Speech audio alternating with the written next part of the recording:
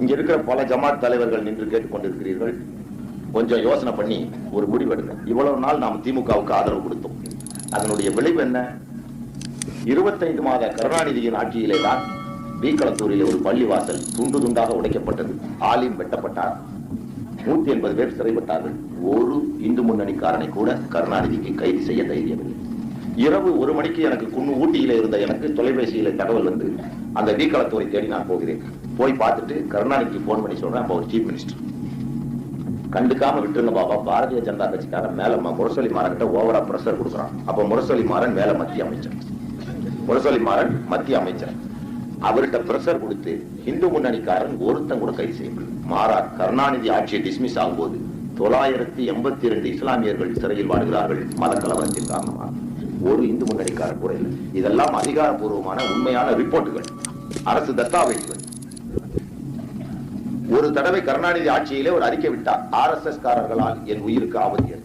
ஒரு RSS காரனையாவது கைது செய்து சிறைப்படுத்தி இருப்பார் என்றால் இல்லை. மாறாக நான் உள்பட 5 முஸ்லிம்களை தேசிய பாதுகாப்பு சட்டத்தின் கீழ் கைது செய்து சிறையில் அடைத்தார்.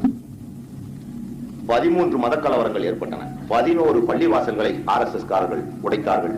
11 இஸ்லாமிய பெண்கள் கற்பழிக்கப்பட்டார்கள் கருணாநிதியின் 25 மாத கால ஆட்சியில். அப்போ உண்மையாலுமே திமுகவுக்கு இன்னும் நீ பாடுபடுறேன்னா உன்னை போல ஈமா கட்டவன் யாரும் இல்லை என்பதை மட்டும் தெரிந்து.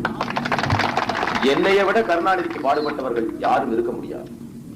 என்னை விட கருணாநிதிக்கு பாடுபட்டவர்கள் அவர் மகன் ஸ்டாலினும் இருக்க முடியாது, மருமகன் முரசொலி மாறனும் இருக்க முடியாது. 110 தடைகளை மீறி இருக்கிறேன். சுமார் 100க்கும் மேற்பட்ட சிறைகளை உள்ள போயிருக்கிறேன். அப்படி இருந்தோம் அவர் கூட உறுதியா நம்ம 25 வருஷம் இருந்தோம். எம்ஜிஆர் எனக்கே அந்த கெதிங்கும் போது உங்களை எல்லாம் நினைச்சு பார்ப்பாரா? நினைச்சு பார்க்க மாட்டார். நாளைக்கே வாஜ்பாய் அவர் வீட்டுக்கு போனா கருணாநிதி பாரதிய ஜனதாவுக்கு ஒரு அர்த்தத்தை சொல்லுவாரு, ஒரு வசனத்தை எழுதுவாரு, அந்த பக்கம் சாய ரொம்ப நேரம் ஆயிடும். இனியும் திமுகவை நம்பி இருக்கக்கூடாதுன்னு தான் கருணாநிதி ஆண்டு கொண்டு இருக்கும் போதே வீக்களத்தூர் கலவரத்தின் போது தொழுதுட்டு வந்தவங்களை RSS காரங்க நின்று ரம்ஜான் மாசம் வெட்டனாங்க. 182 பேர் காயப்பட்டாங்க. 160 பேருக்கு மேல சிறைப்பட்டார்கள் திருச்சி மத்திய சிறை. அவங்களை உடனே ஜிகாத் கமிட்டி வெளியிட்டு கருணாநிதி போன் பண்ணும்போது இந்த ஸ்டேட்மெண்ட் சொன்னார், வைடா கீழே போனேன். அதோட சரி, இன்னைக்கு வரைக்கும் அந்த ஆளை நான் பார்க்கல.